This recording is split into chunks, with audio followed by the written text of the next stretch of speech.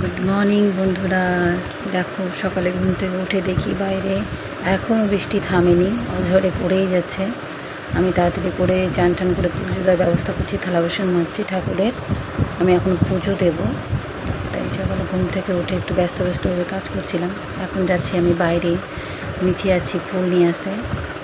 ফুল আনতে যাবো ঠাকুরের জন্য, খুব তাড়াতাড়ি করে যাচ্ছি। গিয়ে কটা ফুল নিয়ে এসে ঠাকুরের পুজো দেবো। এই দেখো একটা গেট, ছোট্ট একটা মিনি গেট আছে, যেটা খুলে একটা ফুল গাছ,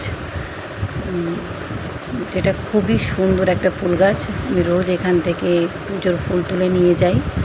আমার খুব ভালো লাগে ঠাকুরের, মানে এইখান থেকে ফুল তুলে নিয়ে পুজো দিতে।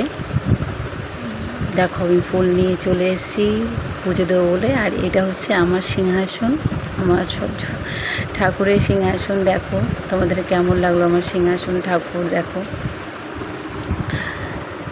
জানিও তোমরা আমার সিংহাসনটা তোমাদের কেমন লেগেছে।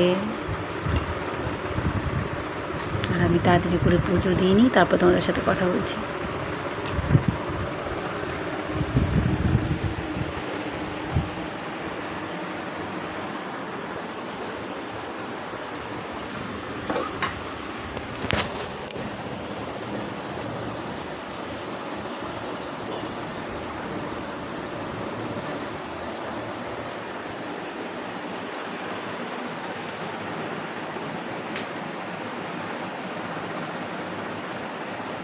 চলে আসলাম রান্না করতে, কারণ আমি এতটাই আজকে ব্যস্ত, কারণ আমরা চলে যাব বলে সামানপত্র কিছুটা বাকি ছিল, সেগুলো প্যাক করতে হবে।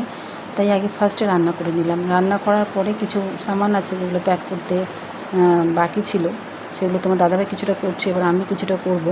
তাই তাড়াতাড়ি আগে রান্না করে নিলাম। আর আমি রান্না করছি আলু দিয়ে, বেগুন দিয়ে আর বাটা মাছের ঝোল। তোমরা কে কে পছন্দ করো জানিও। আরও দু রকম ভাজি করেছি যেটা কিনা আমি দেখাইনি। আর জাস্ট আমি আলু বেগুন দিয়ে এখন বাটা মাছের ঝোল করব।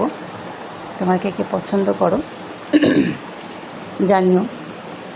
এই বৃষ্টির ওয়েদার একটু গলাটা বসে গেছে, মানে ঠান্ডা লেগেছে। এই দেখো এখনও বৃষ্টি কমেনি, একভাবে বৃষ্টি পড়ে যাচ্ছে। আমি চিন্তা করছি যে আমি কিভাবে আমি এত সামানপত্রগুলো নিয়ে বেরোবো, গাড়ি আসবে এক্ষুনি। আর এই দেখো ফাঁকে তোমার সিংহাসনটা প্যাক হয়ে গেল। আমি পুজো দিয়েছিলাম এই কারণেই তাড়াতাড়ি করে, যাতে আমি সিংহাসনটায় মানে বের করে নিয়ে তোমার দাদাভাইটা প্যাক করতে পারে। ঠিক আছে, এই দেখো সামানপত্র সব প্যাক হয়ে গেছে। এই যে আমাদের গাড়ি চলে এসছে, এই সামানগুলো বাইরে যাচ্ছে, সবাই হেল্প করছে। মানে কোয়ার্টারে কয়েকটা বছর থাকতে থাকতে না এমন একটা মায়া পড়ে গেছি, দেখো নিয়ে যেতে পারছে না। অবশেষে পৌঁছে গেছে। মানে কী বলবো, আমরা কয়েকটা বছর এখানে থেকেছি, এখানে থাকার পর এখানে যে একটা মায়া, তোমরা তো জানোই ভালো করে। ফৌজি লাইফটা এমন একটা লাইফ যে কিনা মানে কী বলবো, ওটা ভাষায় প্রকাশ করানো যায় না, এতটাই মানে কষ্টদায়ক। যাই হোক, তবু কিছু করার নেই। দেখো চলে এলাম নিচে এসে দেখি তোমার দাদা ভাই আর সবাই মিলে, ভাই আছে, সবাই মিলে প্যাক করছে। আর এখানে দিদিভাইরা সবাই গল্প করছিল, আমার জন্য অপেক্ষা করছে, কারণ আমরা চলে যাব। ভালো লাগছে না, দিদিভাইদেরও ভালো লাগছে না। আর তার ফাঁকে দেখো আমার সঙ্গে মজা করে বলছে, এবার তুমি একা বাকি ছিলে সামানগুলো ওঠানোর জন্য। তাই শুনে আমি একটু হাসাহাসি করলাম। একটু কী বলবো,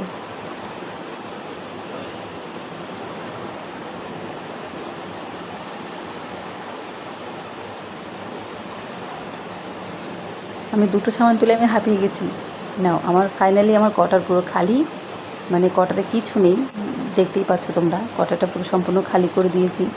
আর এখানে কত স্মৃতি, কত রকম হাসি ঠাট্টাই আর কি, মানে কত রকম আনন্দ মুহূর্তগুলো কাটিয়েছি। আজকে সেই সবগুলো ছেড়ে দিয়ে চলে যাচ্ছে আমি, আমার একটু ভালো লাগছে না। আর এই দেখো চলে এসে নিচে এসে দেখি আমার বাবুর যত বন্ধু আছে, মানে কেউ স্কুলে গেছে, কেউ স্কুলে যায়নি, এক বাবু চলে যাবে, সেই জন্য ওর যত ফ্রেন্ড আছে সবাই একসঙ্গে দেখো কী মজা করছে।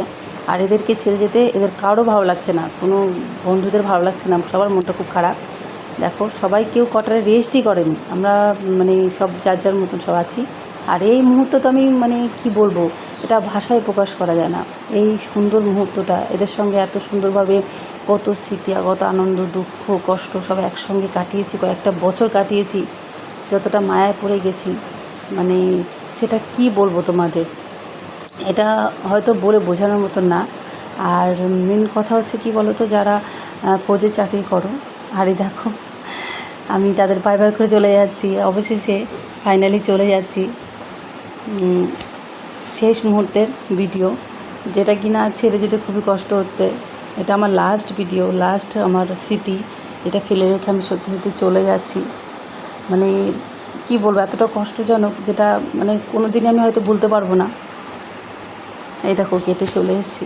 তোমাদের কেমন লাগলো তোমার সবাই জানিও, কমেন্ট করো, প্লিজ প্লিজ ফলো করে দিও আমার পেজটাকে।